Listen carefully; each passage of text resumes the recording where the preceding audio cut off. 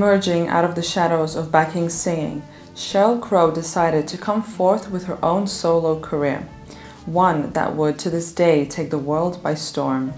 Crow's music is an intoxicating amalgamation of genres including pop, rock, country, and blues music.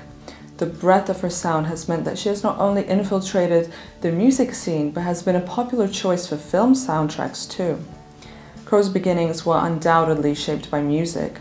Her parents, Bernice and Wendell, were instrument players themselves, and the former was a piano teacher. Whilst Wendell spent much of his time consumed in his lawyer career, he made time for trumpet playing. This dedication to music and to hobbies was something that Sheryl Crow demonstrated in her copious amounts of interest, like track athlete, majorettes, music, and education. Her formative years were full of activity, culminating in the choice to study music at the University of Missouri, where she achieved a degree in music composition as well as performance and education. During this time, Crow was in a band named Kashmir, who would perform on weekends. Sheryl Crow went into music education in the 1980s, where she taught music at an elementary school. She was based in St. Louis, but decided in 1986 that she wanted a different career and moved to Los Angeles to do so. Nonetheless, the weekday schedule of being a teacher meant that Crow remained practicing her own music on the weekends. The motivated attitude she held from childhood meant that Crow delved into a variety of different roles. These were mostly jingles, where she sang for high-profile brands such as McDonald's, who required a voice for their advertising. After about a year, Sheryl Crow began to emerge into the music industry, where she was a backup singer for Michael Jackson on his 1987 Bad World Tour. The success of this meant that Crow later worked for other popular artists, namely Rod Stewart, Sting, and Stevie Wonder.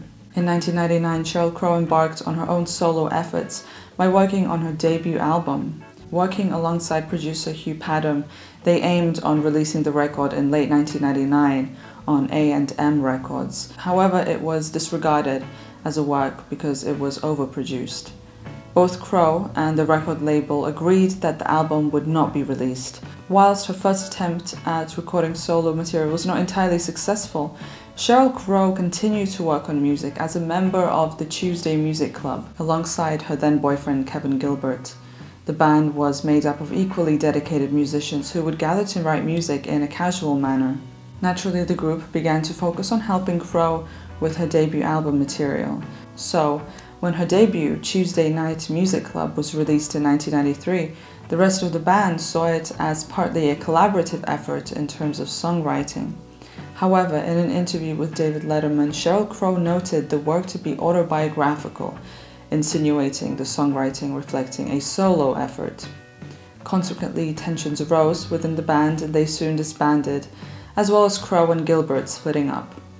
Despite its songwriting debate at the time, Tuesday Night Music Club is noted for having many friend contributions.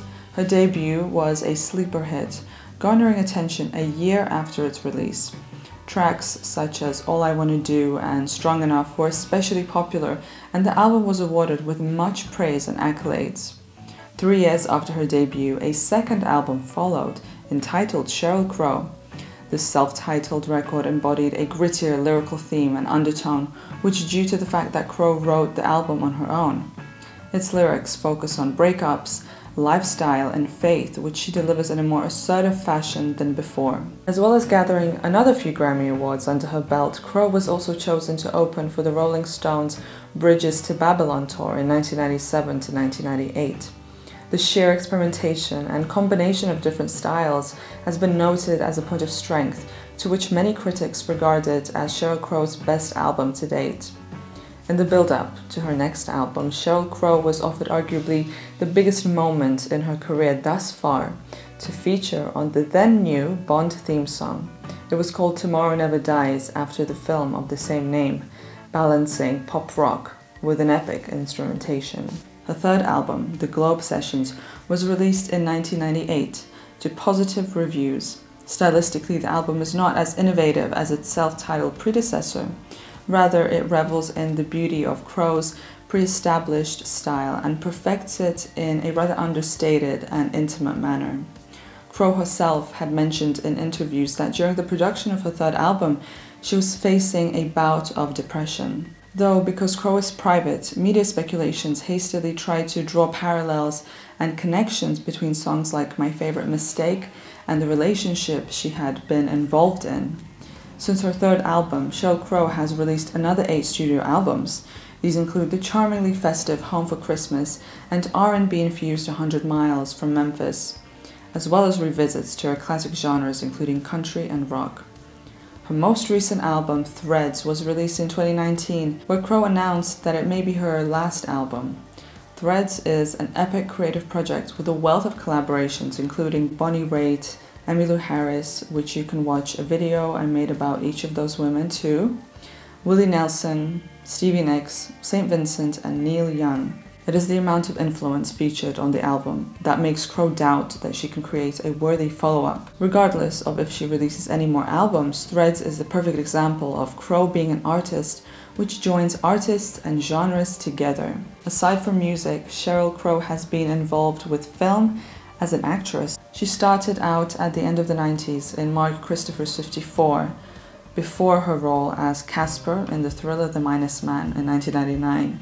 Like many other artists, Crow has been vocal about her political opinions, including opposing the 2003 invasion of Iraq and supporting measures to help reduce climate change impact. More recently, Sheryl Crow has faced some health problems, having been diagnosed with a form of breast cancer, which was removed in 2006. She was also diagnosed with meningioma. However, she continues to keep well and is actively involved with helping those in similar situations. In her personal life, these diagnoses led to Crow achieving some of her desires. Firstly, she fulfilled her dream of owning a horse farm by buying one in Nashville. Additionally, she adopted her sons, Wyatt and Levi, and embarking on a new life of motherhood. In the last few decades, Crow has experienced the true highs and lows of life whilst in the blinding limelight. Her music has proved to connect people together, and to this day, a loyal fan base remains as prevalent as ever. You can check out the Carly of Spotify to listen to the original tracks of the artist. It's a curated playlist with the most popular songs.